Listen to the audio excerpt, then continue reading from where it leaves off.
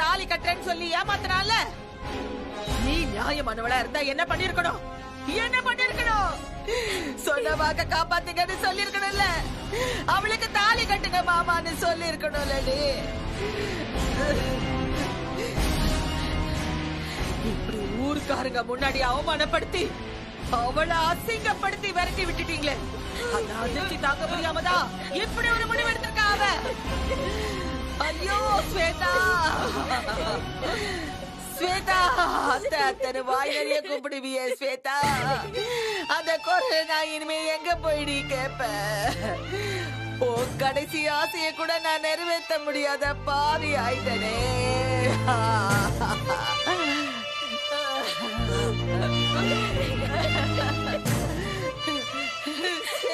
Madam,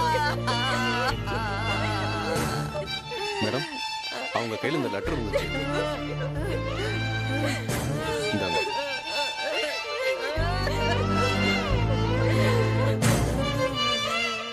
அன்புள்ள முத்தரசு மாமாவுக்கு உங்கள் ஸ்வேதா எழுதுவது. உங்க ஸ்வேதான்னு சொல்லக்கூடாது, உங்களுக்கு பிடிக்காத ஸ்வேதான்னு தான் சொல்லணும். இந்த லெட்டர் உங்க கையில கிடைக்கும் போது நான் உயிரற்ற சடலமாக உங்க முன்னாடி கிடப்பேன்.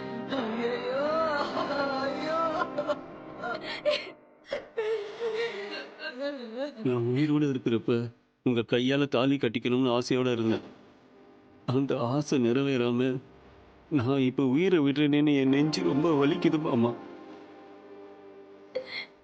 எனக்கு ஒரே ஒரு ஆசைதான், இந்த ஊருக்குள்ள வந்ததுல இருந்து உங்களை நான் மனசார நேசிச்சேன். ஒரு கட்டத்துல வெண்ணில குறுக்க வரான்னு தெரிஞ்சதும் என்னால அதை தாங்கிக்கவே முடியல. சின்ன வயசுல இருந்தே எனக்கு ஜெயிக்கிறது மட்டுமே பழக்கமா இருந்தது. நான் தோக்க பிறந்தவ இல்லை, ஜெயிக்க பிறந்தவ எல்லாத்தையும்.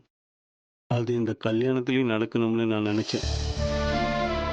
ஆனா கடைசியில வெண்ணிலா ஜெயிச்சிட்டா, நான் தோத்துட்டேன்.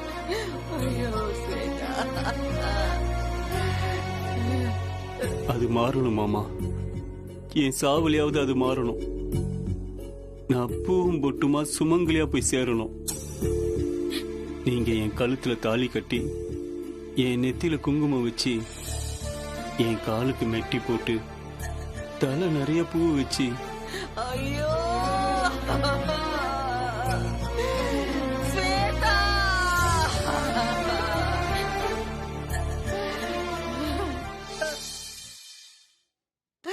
நீங்க ஆசையா வாங்கி கொடுத்த பட்டு புடவையை எனக்கு கட்டி விட்டு என்ன புது மணப்பொண்ணு மாதிரி அலங்கரிச்சு பெரிய சப்பரத்துல ஊர்வலமா போய் இந்த உலகத்தை விட்டு என்னை அனுப்பி வைக்கணும் மாமா.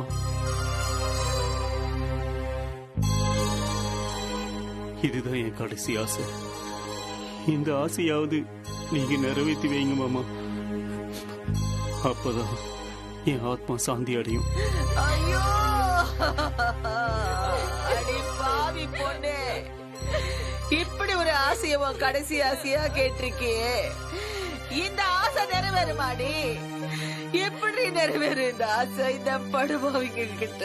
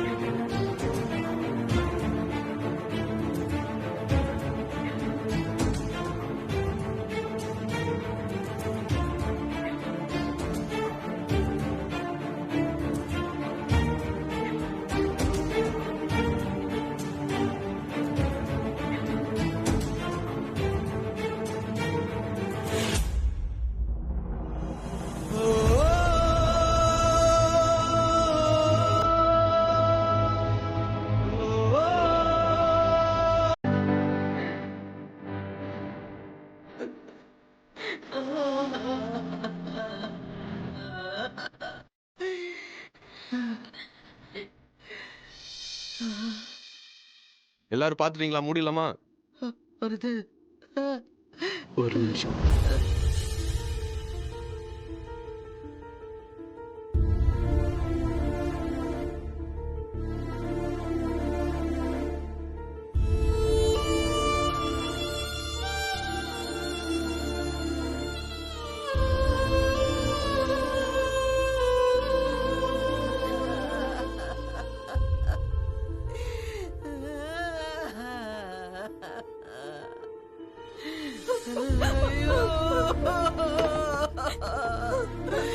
ஐயோ ஸ்வேதா, ஐயோ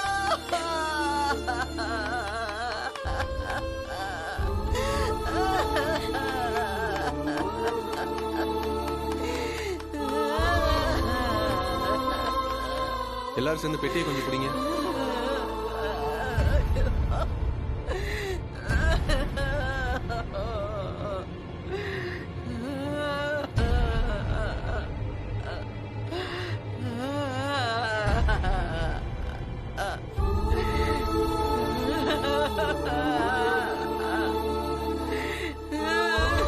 ஸ்வேதா, ஐயோ ஸ்வேதா.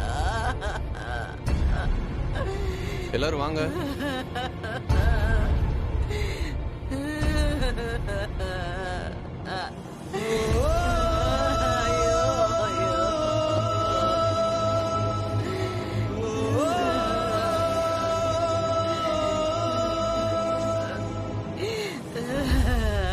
ஐயோ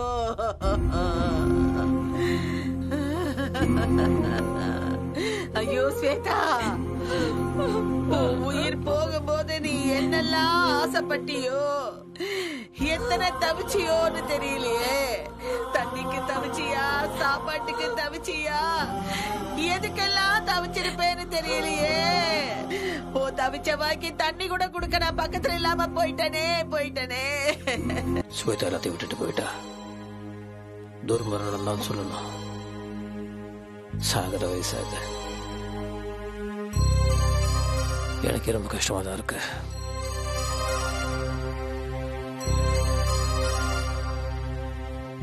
இப்போ என்ன பிரச்சனைனா, என்னோட குடும்பத்துக்கு ஏதாவது கெடுதல் வந்துருமோ, வெளியில் வயிற்றில் இருக்க குழந்தைக்கோ இல்லை ருத்ரா உத்ரா அவங்களுக்கு தான் ஆபத்து வந்துருமான்னு ஒரு மாதிரி பயமும் குழப்பமாகவும் இருக்கு. இதை பற்றி பேசுறதுக்கு நானே உங்களை நேரில் வந்து பார்க்கணும்னு நினச்சேன். நீங்களே வந்துட்டீங்க. ஆமா சாமி, ஸ்வேதாக்காக்கு செய்ய வேண்டிய இறுதி காரியங்களை ராமேஸ்வரத்துல வச்சு செஞ்சு முடிக்கலாம்னு நினைச்சிருக்கோம். அதை எப்ப செய்யறதுன்னு நீங்க சொன்னா நல்லா இருக்கும். சரிம்மா, எல்லாத்தையும் பார்த்து சொல்றேன்.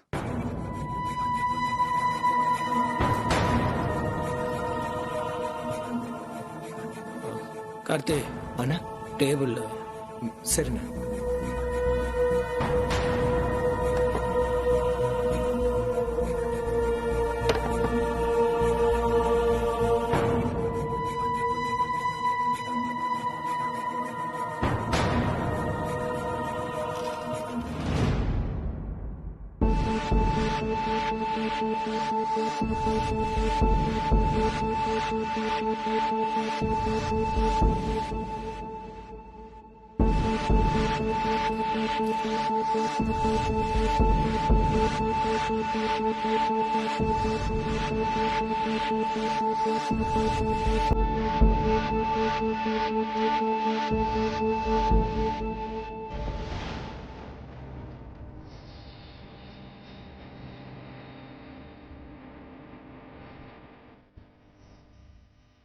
சாமி, அன்னைக்கு உங்கள் முகத்தில் இதே மாதிரி ஒரு கலவரம் தெரிஞ்சது. அதுக்கப்புறம் தான் இந்த மாதிரி ஒரு கெட்ட விஷயம் நடந்துருச்சு. இப்போ உங்கள் முகத்தில் அதே மாதிரி ஒரு கலவரம் தெரியும் போது அதை பார்க்கும்போது எனக்கு கொஞ்சம் பயமாக இருக்கு. என்ன நடக்கும் சொல்லுங்களேன். அது இல்லை தம்பி, இது வரைக்கும் நான் எத்தனையோ பேருக்கு இப்படி சோலி உருட்டி இருக்கேன். ஆனால் சோழிகள் 3 தடவையும் இப்படி குப்புற விழுந்ததே இல்லை. சோழியை திரும்ப திரும்ப உருட்டியும் குப்புற விழுகுதுன்னா இது மிகப்பெரிய கெட்ட அறிகுறியாக தான் என் மனசுக்கு படுது.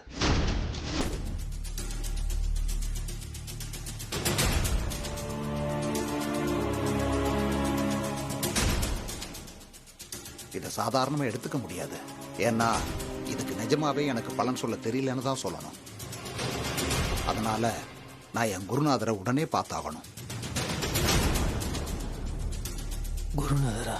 ஆமா, அவரோட பேரு சாயாஜி சந்தர்தாஸ். அவர் மிகப்பெரிய ஜோதிட வல்லுனர். அவர்கிட்ட கேட்டா இதுக்கான விடையை சொல்லுவார். அதனால அவரை போய் நான் உடனே கூட்டிட்டு வர்றேன். வர்றேன் தம்பி. சரிங்க சாமி. வர்றோமா?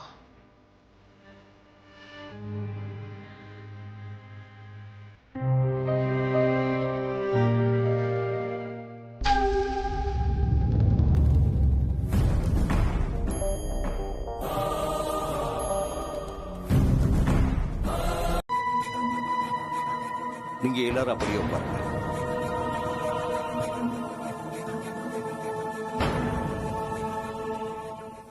சாமி, எங்க எல்லாரும் மனசுல இருக்கிறது ஒரே ஒரு கேள்விதான். ஸ்வேதாவோட மரணத்தினால எங்க குடும்பத்துக்கோ இல்லை என் குடும்பத்தில் இருக்கவங்களுக்கோ ஏதாவது ஆபத்து வந்துருமோன்னு பயமா இருக்கு.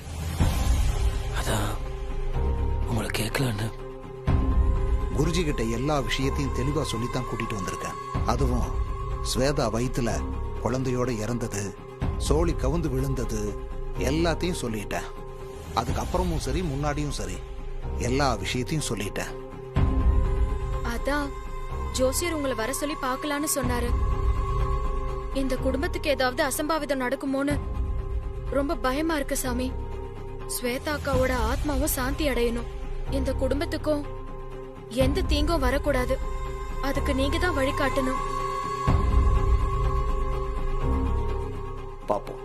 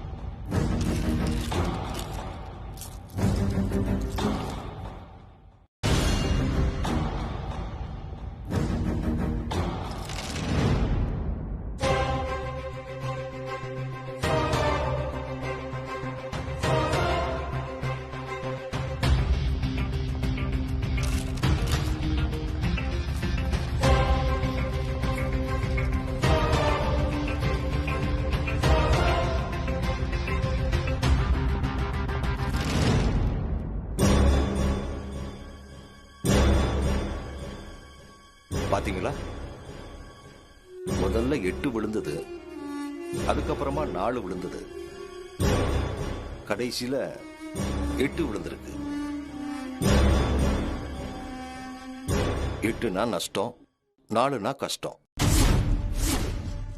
இது ரெண்டுமே உங்களுக்கு வந்திருக்கு. அதனால இது என்ன சொல்லுதோ அதை நான் சொல்லித்தான் ஆகணும்.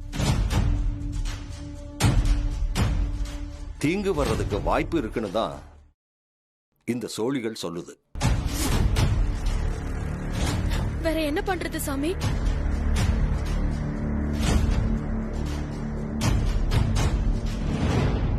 சரி, உங்களுக்கு ஆடுபுலி ஆட்டம் தெரியுமா? அந்த ஆட்டத்தை தான் நான் இப்ப ஆட போறேன். அதுல வர்ற 3 புலிகளை அடிச்சு ஆடு ஜெயிச்சுட்டா ஸ்வேதா இங்க காத்து கருப்பா கூட வரவே முடியாது. நீங்க பயப்படுற மாதிரி அந்த ஸ்வேதாவால உங்களுக்கு எந்த கெடுதலும் வராது. ஆனா அதுல வர்ற 15 ஆடுகளையும் அடிச்சு புலி ஜெயிச்சுட்டா ஸ்வேதா உங்களுக்கு கண்டிப்பா ஏதாவது கெடுதல் செஞ்சே தீருவா.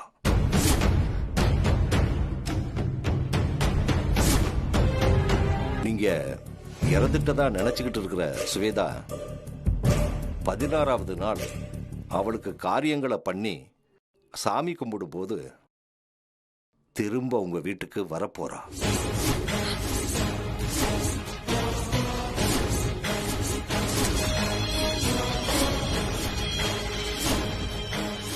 என்ன என்ன சாமி சொல்றீங்க? கொஞ்சம் புரியுற மாதிரி சொல்லுங்க. புரியுற மாதிரி சொல்றேம்மா. அவ கண்டிப்பா உங்களை விட்டு போக மாட்டா. இந்த வீட்டுக்கு ஒரு விடிவு காலம் பிறக்குமான்னு ஆடு புலி ஆட்டம் ஆடி பார்த்தேன். ஆனா சுவேதா இந்த வீட்டுக்குள்ள புலியாட்டம் ஆடுறதுக்கு வரப்போறா.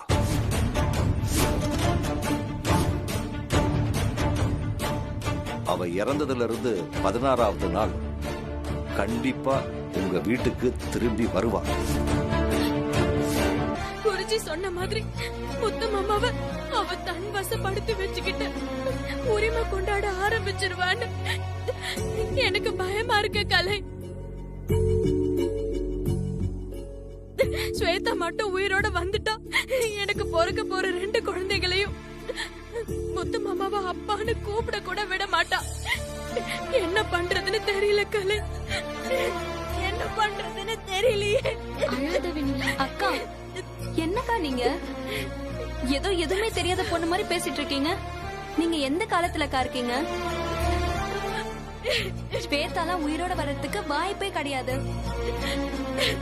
பின்ன என்னக்கா, அவ என்ன பெரிய கடவுளா செத்ததுக்கு அப்புறம் திரும்ப உயிரோட வர்றதுக்கு? கண்டிப்பா அதுக்கெல்லாம் வாய்ப்பே கிடையாது. எனக்கு ஒரு சந்தேகம். அந்த குருஜிய அத்தையே செட் பண்ணி அனுப்பி ஸ்வேதா உயிரோட வருவான்னு சொல்ல வச்சு சைக்காலஜிக்கலா உங்களை பயமுறுத்துறதுக்கு முயற்சி பண்ணிருக்கலாம்ல? ஏன்னா அப்பதானே நீங்க ஸ்வேதா எப்ப வருவா, ஒருவேளை ஸ்வேதா வந்துருவாளோ, இப்ப வருவாளோ அப்ப வருவாளோன்னு காலா காலத்துக்கும் பயந்துட்டே இருப்பீங்க. அதுக்காக தான்க்கா, உங்களை பழி வாங்குறதுக்காக அத்தை இப்படி பண்ணிருக்காங்க. அப்படியெல்லாம் இல்ல சிம்ரன். பின்ன என்னக்கா, அந்த குருஜி ஸ்வேதா உயிரோட வருவான்னு சொன்னார்ல, ஆனா அவ எப்படி வருவான்னு சொன்னாரா? கண்டிப்பா ஸ்வேதா உயிரோட திரும்பி வரத்தான் போறா. அது எப்படிமா நடக்கும்? செத்து போனவங்கள நாங்க புதைச்சிட்டு வந்துட்டோம். அப்படி இருக்கும்போது மறுபடியும் எப்படி மீண்டு வருவாங்க? அவங்க ஒருவேளை ஆவியா வருவாங்களா, இல்ல வேற ஏதாவது ரூபத்துல வருவாங்களா? தயவு செஞ்சு அதை எங்களுக்கு புரியுற மாதிரி தெளிவா சொல்லுங்கம்மா.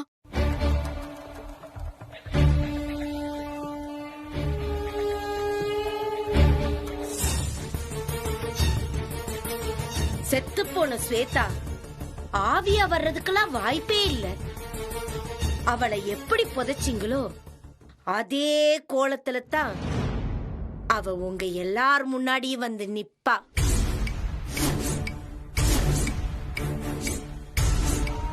ஐயோ, என்னம்மா இப்படி சொல்றீங்க? அவங்கள நாங்க சுமங்கலியா தான் புதைச்சோம். அவங்களுக்கு உயிர் போயிடுச்சுன்னு திட்டவட்டமா தெரிஞ்சதுக்கு அப்புறமா தான் அவங்களுக்கு முத்துமாமா தாலி கட்டி பூவும் பொட்டுமா சுமங்கலியா அனுப்பி வச்சாரு.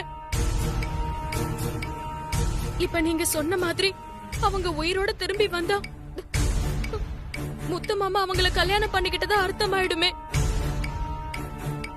எது நடக்க கூடாதுன்னு நான் பயந்தேனோ அதுவே நடக்கும் நீங்க திரும்ப திரும்ப சொல்றீங்க.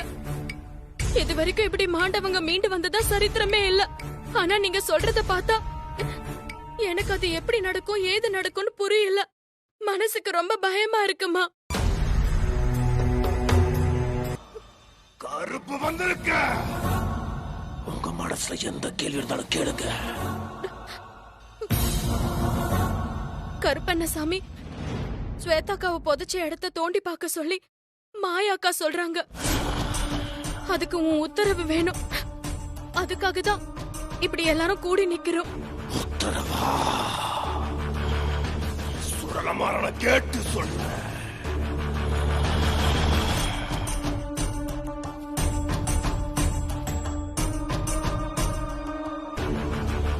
உத்தரவு கிடைச்சிருச்சு. போங்க, போய் தோண்டி பாருங்க. யாரு குழி தோண்டணும் நீங்க சொல்லலையே சாமி. நான் ஒரு எலுமிச்சை பழத்தை தூக்கி போடுவேன். அது யார் மேல விழுதோ அவங்க தான் தோண்டி பார்க்கணும். பணம் எங்க?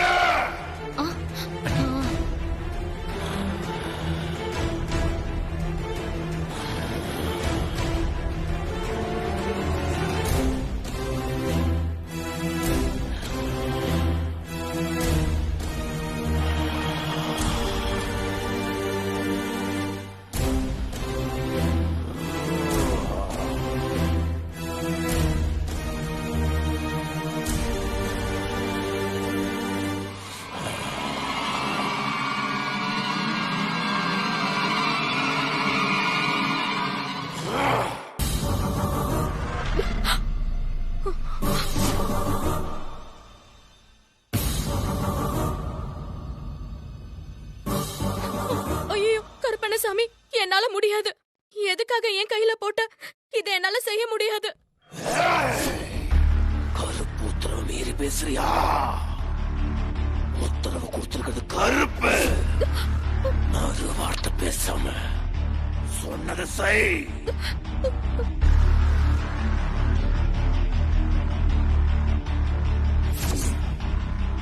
யாருக்கும் பயப்படாத, நான் இருக்கேன்ல. அந்த எலுமிச்சப்பழத்தை முந்தானையில முடிச்சு வச்சுக்கோ. தைரியமா தோண்டு. அண்ணி வாங்க அண்ணி. நிறுத்துங்க முதல்ல.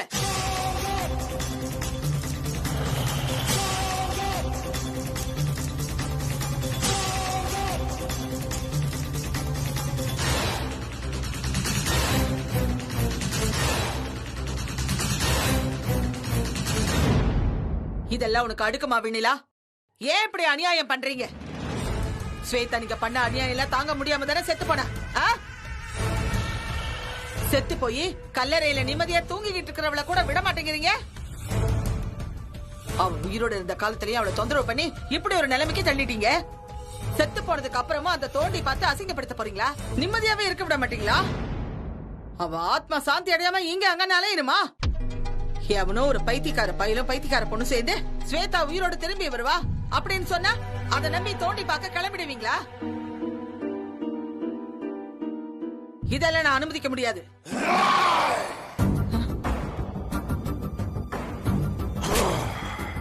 கருப்பு உத்தரவு மீறி பேசுற தைரியமா உனக்கு? இதுக்கு மேல ஒரு வார்த்தை வந்தது உடம்புல தட இருக்காது.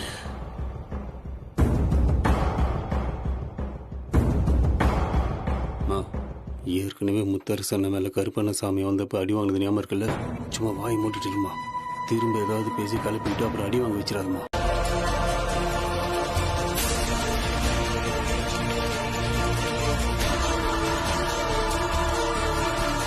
தோண்டு.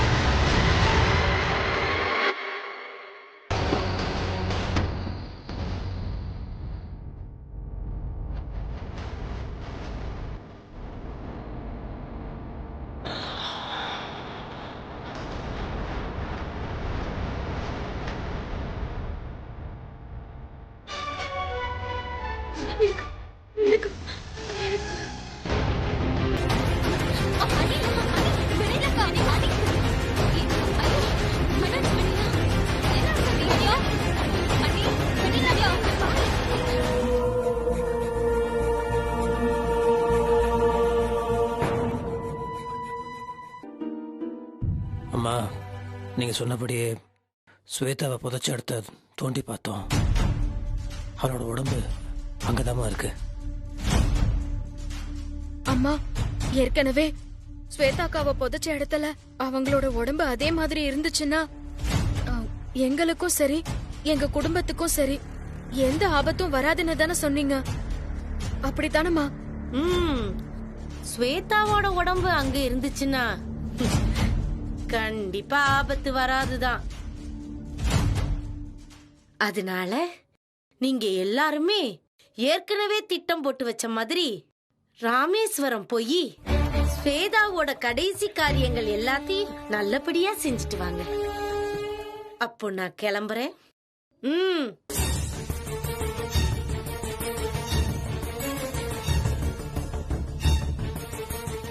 நல்லதே நடக்கும். போலாமா?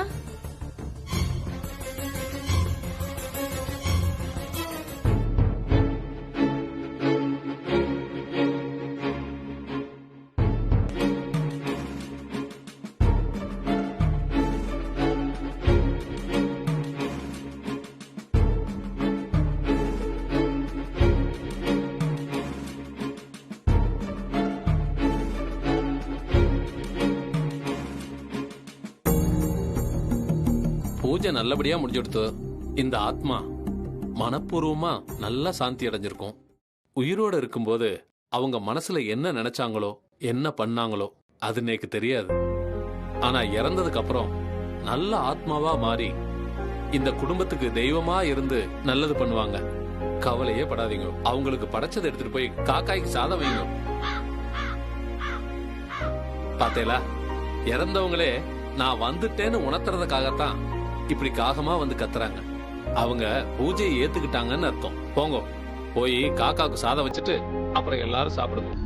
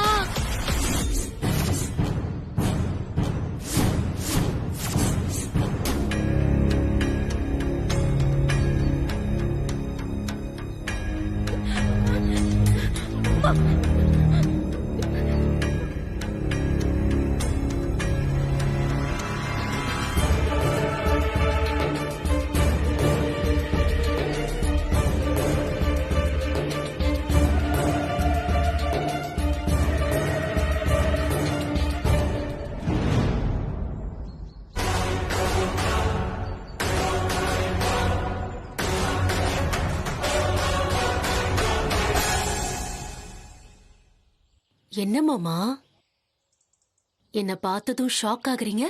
நான் காலை தொட்டாலும் ஷாக் ஆகுறீங்க? நான் உங்க பொண்டாட்டி ஸ்வேதா. ஸ்வேதா வந்திருக்கேன் மாமா. ஸ்வேதா முத்தரசன்.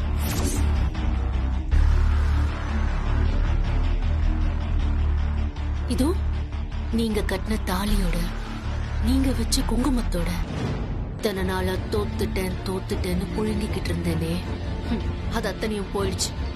நான் ஜெயிச்சிட்டேன்.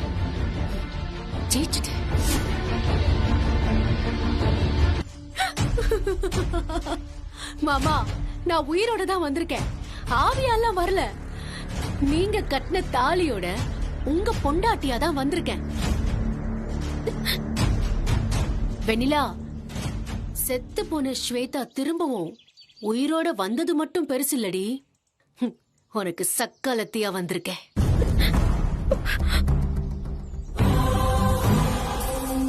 பாரு, இந்த தாலிய பாரு. இந்த தாலி எந்த தாலின்னு உனக்கு தெரியுதா? இது முதல்ல சித்ரா கழுத்துல இருந்த தாலி.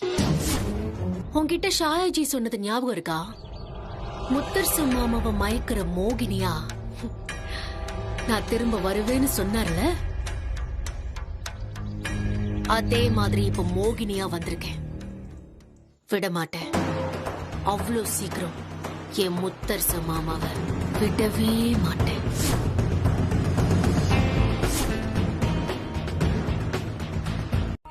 இப்போ இதெல்லாம் எப்படி நடந்திருக்கும்னு ஒரு கேள்வி உங்க மனசுக்குள்ள வந்திருக்கும்.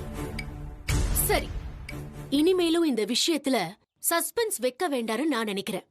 அதுக்கு ஆன்சர் சொல்லட்டுமா? வீரபாண்டி அம்மன் கோயில வச்சு எனக்கு தாலி கட்டுறேன்னு சொல்லி என் கழுத்து அறுத்தீங்கள, அதான் அதுக்கு எப்பாடுபட்டாவது பாடம் கத்து கொடுக்கணும்னு நினைச்சுதான் நேரா மந்திரவாதி கிட்ட போனேன். நான் செத்தாலும் பரவாயில்ல, என் மாமா கையால நான் தாலி வாங்கணும்னு சொன்னேன். அப்பதான் நீ சாக வேண்டியதில்ல, ஆனா தாலிய கட்டிக்க முடியும்னு சொன்னாரு. அப்போ அவர் சொன்னது எனக்கு புரியல. அதுக்கப்புறம் தான் அந்த மந்திரவாதி எனக்கு கூடு விட்டு கூடு பாயிர வித்திய சொல்லி கொடுத்தாரு. என் உடம்புல இருந்து என் உயிர் பிரிஞ்சுது. நான் தனியா வெறும் சடலமா சாமியார் மண்டபத்துல கிடந்தேன். நீங்களா வந்து பார்த்துப்போ, நான் அதை பார்த்துட்டு தான் இருந்தேன். அப்போ நான் சமாதி நிலையில இருந்தேன். நீங்க என் உடம்புக்கு சடங்கு செஞ்சு என் கழுத்துல தாலி கட்டணுங்கிற என்னோட கடைசி விருப்பத்தையும் நிறைவேத்தி என்ன சுமங்கலியா புதைச்சிங்க. மறுபடியும் அந்த மந்திரவாதி தோண்டி என் உடம்ப எடுத்து என் உயிரை என் உடம்புக்குள்ள கூடு விட்டு கூடு பாய வச்சு இப்போ உயிரோட வர வச்சுட்டாரு.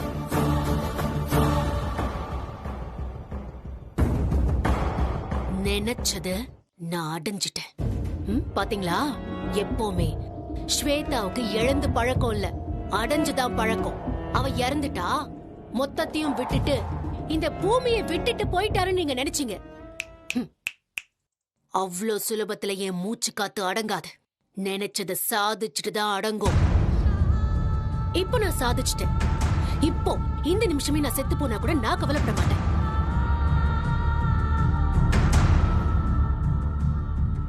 இதெல்லாம் எப்படி சாத்தியமாச்சு? கூட யார் இருந்து ஹெல்ப் பண்ணாங்க? எவ்வளவு விஷயமும் நடந்ததுக்கு யாரு காரணங்கிற நினைப்பு உங்க மண்டைக்குள்ள நமனு அப்படியே அரிக்க ஆரம்பிச்சிருக்குமே.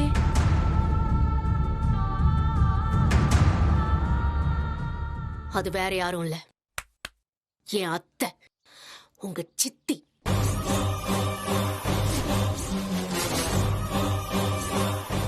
நீலாம்பரி அத்தை. அவங்க நினைச்சாங்க, அதெல்லாம் முடிச்சிட்டேன். அத்தை, வாங்க.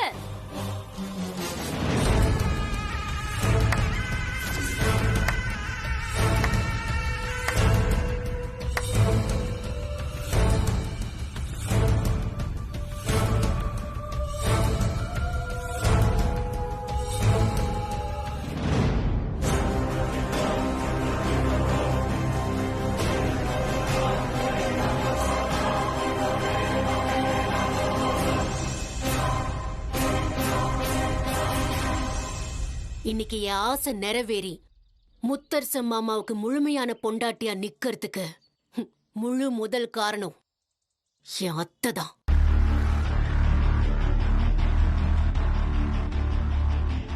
என் கழுத்துல தாலி தொங்கிட்டு இருக்கிறது நான் என்னமோ ஒலிம்பிக் போட்டியில ஜெயிச்சு தங்க மெடல் வாங்கின மாதிரி இருக்கு.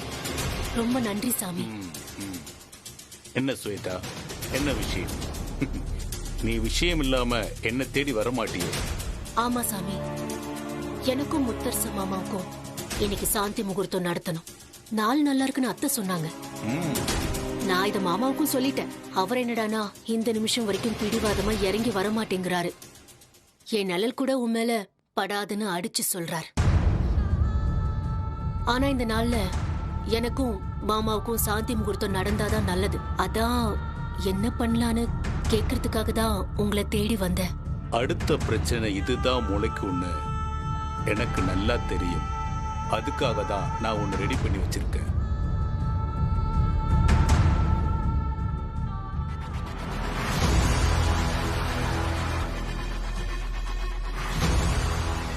இது என்ன சாமி? இது சாப்பிடுறவங்களோட மன உறுதியை குலைச்சு யார் இத கலக்குறாங்களோ அவங்களுக்கு அடிப்பணிய வச்சிரும்.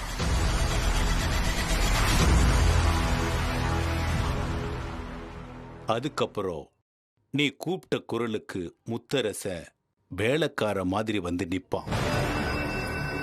சொடக்கு போட்டா அவன் தேடி ஓடி வந்து நிப்பான். அப்படி உன்னை தேடி வர வைக்கிற மருந்து தான் இது.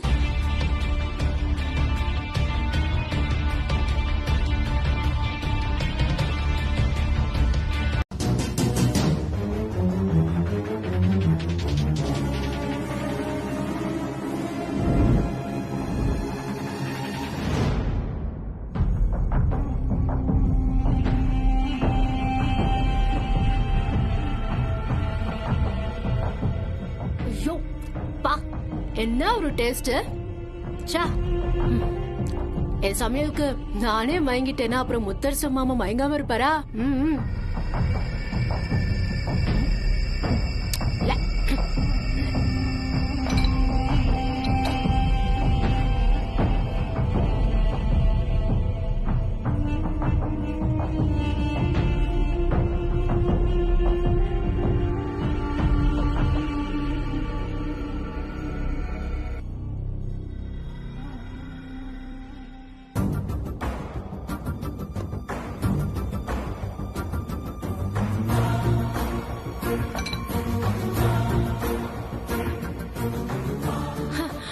மாமா இருங்க இருங்க இருங்க மாமா அத மட்டும் சாப்பிட்டா எப்படி? நானும் உங்களுக்காக ஆசையா வெஜிடபிள் பிரியாணி, கேரட் ஹல்வா எல்லாமே பண்ணிருக்கேன். இந்தாங்க சாப்பிடுங்க. ஏய் யார் உனது கேட்டா? இப்போ ஒழுங்கு மரியாதை போயிடு, ஓங்கி அப்பிடுவேன். என்ன மாமா இப்படி பேசுறீங்க? நான் உங்களுக்காக எவ்வளவு ஆசையா சமைச்சிட்டு வந்திருக்கேன். உனக்கு ஏற்கனவே சொன்னலண்ணா, உன் கையில எதுவும் சாப்பிட மாட்டேன்னு சொன்னல. நான் வெண்ணில கையில மட்டும் தான் சாப்பிடுவேன். ஓ, அப்போ வெண்ணிலா கையால எதை கலந்து கொடுத்தாலும் சாப்பிடுவீங்களோ? ஏதாவது கண்ட மருந்து கலந்து கொடுத்தாலும் அதுவும் நீங்க சாப்பிடுவீங்க. சாப்பிடுன்றல உனக்கு என்னப்பா? பா. கூடிய சீக்கிரம் நான் சமைச்சதை கேட்டு கேட்டு வாங்கி சாப்பிடுற மாதிரி நான் உங்களை மாத்தி காட்டுறேன். எனக்கு அந்த நம்பிக்கை இருக்கு. இதெல்லாம் பண்ண எனக்கு அதையும் பண்ண ரொம்ப நேரம் ஆகாது. போ போய் பண்ணு போ.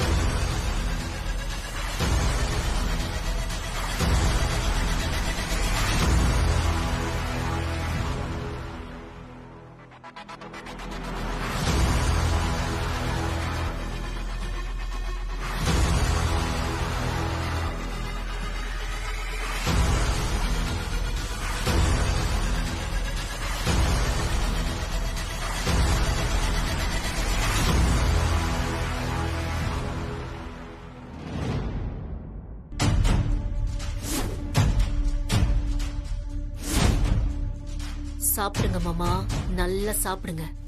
நம்பூதிரி கொடுத்த வசிய மருந்த நான் சமைச்ச சாப்பாட்டுல கலந்துருக்கேன். அத வெண்ணிலா சமைச்ச மாதிரி செட்டப்பும் பண்ணிட்டேன். அது தெரியாம ரசிச்சு ரசிச்சு சாப்பிடுறீங்க. என்ன ஸ்வேதா இங்க நின்னுக்கிட்டு தனியா சிரிச்சிட்டு இருக்க? நம்பூதிரி கொடுத்த வசிய மருந்த நான் சமைச்ச சாப்பாட்டுல கலந்து கொடுத்துருக்கேன். அத வெண்ணிலா சமைச்சுதான் நினைச்சு மாமா அள்ளி அள்ளி சாப்பிட்டுட்டு இருக்காரு. இன்னும் கொஞ்ச நேரத்துல என்ன சுத்தி சுத்தி வருவார். நீங்க போய் உடனே சாந்தி முகூர்த்தத்துக்கான ஏற்பாடுகள் கவனிங்க. அடிப்பாவி. அடிப்பாவி இல்ல, மாமாவை சுத்தி வர ஆவி.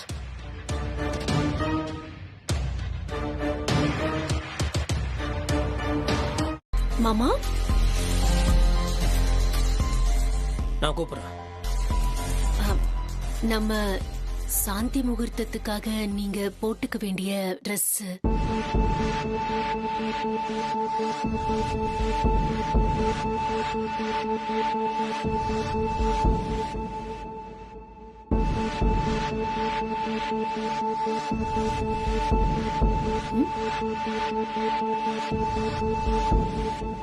எப்படி இவ்வளவு அழகா இருக்க? இல்ல இந்த அழகு இவ்வளவு நாள் எங்க ஒளிச்சு வச்சிருந்தேன்னு கேக்குறேன். நிஜமாவா சொல்றீங்க? நிஜமா தான் சொல்றேன்.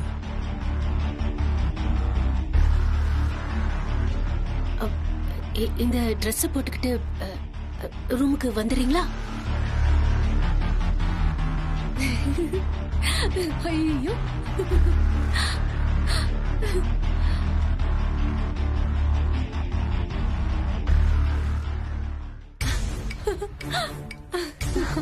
ஏய் ஸ்வேதா என்னாச்சு? இப்ப முத்தரசு மாமா என்ன சொன்னாருன்னு தெரியுமா? என்ன சொன்னாரு? என்ன பார்த்து நீ ரொம்ப அழகா இருக்க, இத்தனை நாளா இந்த அழகை எங்க ஒளிச்சு வச்சிருந்தேன்னு கேட்டாரு. சூப்பர் ஸ்வேதா, அப்போ கண்டிப்பா வசிய மருந்து வேலை செய்யுதுன்னு அர்த்தம். ஸ்வேதா ஐடியா செம்மையா ஒர்க் அவுட் ஆயிடுச்சுன்னு நினைக்கிறேன். உன்னோட வாழ்க்கை நல்லபடியா தொடங்க என்னோட வாழ்த்துக்கள். தேங்க்ஸ் அண்ணி, தேங்க்ஸ்.